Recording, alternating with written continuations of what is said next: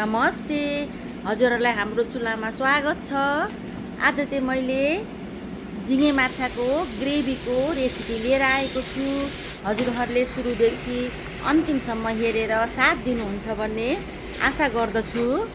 अब बनाउनको लागि त हामीलाई सुरुमा त झिँगे नै चाहिन्छ। मैले झिँगे माछा चाहिँ 1 किलो 700 ग्राम लिएको छु। अब यसलाई चाहिँ बाहिरको खोस्टा फ्याँक्नुपर्छ अनि यसरी पेटमा छुरीले चिरेर भित्रको निकाल्नुपर्छ खोरलाई।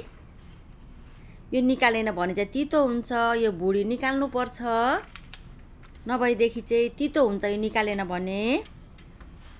हामीले सबै माछाको चाहिँ यसरी बाहिरको खोस्टा चाहिँ निकाल्नुपर्छ। यसरी हातले सजिलै निस्कन्छ। ल हेर्नुहोस् त कस्तो मजाले निस्किन्छ। सबै निकालेर हामीले सकिसक्यौँ। यसरी निकाल्नुपर्छ। धोएर सफा पारेर चाहिँ अब पकाउनको लागि मैले कराई बसाइसकेँ इन्डक्सनमा। अब चाहिँ तेल लगाउँदैछु। तोरीको तेल मैले 3 चम्चा लगाएको छु। अब तेल चाहिँ तातिन लागिसकेको छ।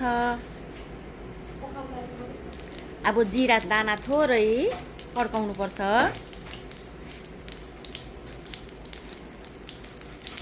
अब जिरा चाहिँ रातो भइसक्यो। अब रातो भएपछि चाहिँ हामीले 2-3 वटा तेजपत्ता सानो सानो लगाएको छु मैले।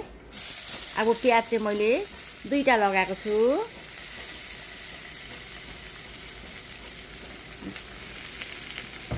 अब यसरी प्याजहरू चाहिँ धेरै नै लाउनुपर्छ अनि ग्रेभी राम्रो हुन्छ। मजाले अब हामीले चलाएर कलर चेन्ज बनाउनुपर्छ। कलर चाहिँ रातो बनाउनुपर्छ प्याजको। अब खोर्सानी मैले 2टा लाएको छु। हजुरहरूले पिरो चाहिँ अब कतिको खानुहुन्छ त्यही अनुसार लाउनु होला।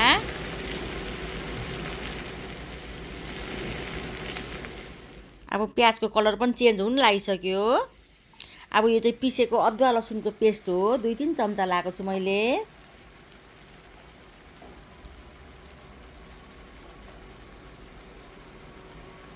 बेसार सानो चम्चाले 1 चम्चा। अब मसलालाई हामीले मजाले भुट्नुपर्छ। जिरा धनियाको धुलो 2 चम्चा।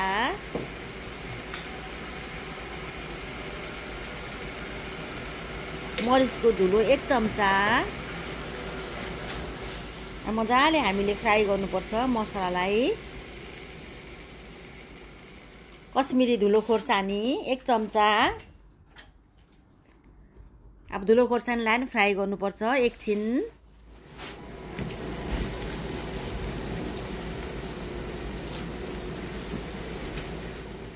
ल मसला पनि फ्राई भइसक्यो।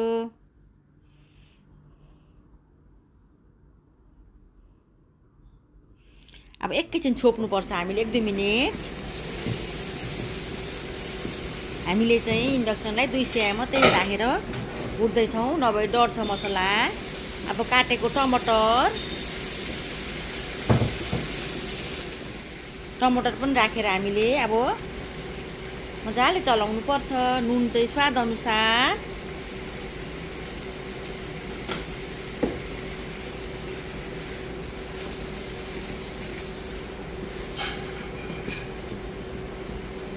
इन्डक्सनलाई चाहिँ लोमै राखेर पकाउनु पर्छ। अब हामीले चाहिँ हाई बनायौँ भने चाहिँ डढ्छ। त्यही भएर मैले 200 मात्रै राखेर पकाएको छु। अब छोपेर फेरि 1-2 मिनट हामी टमाटर पकाउनु पर्छ। ल हेर्नुहोस् त टमाटर कस्तो मजाले पाकिसक्यो। मैले चाहिँ खसाइमा राखेर पकाउँदैछु अहिले।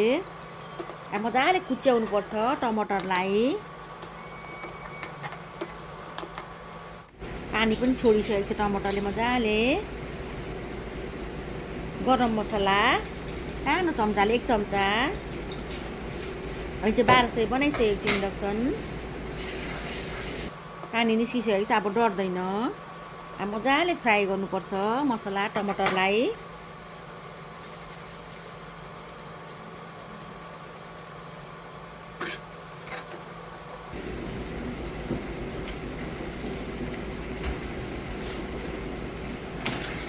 अब चाहिँ हामीले अघि केलाको झिँगे माछा राख्नुपर्छ।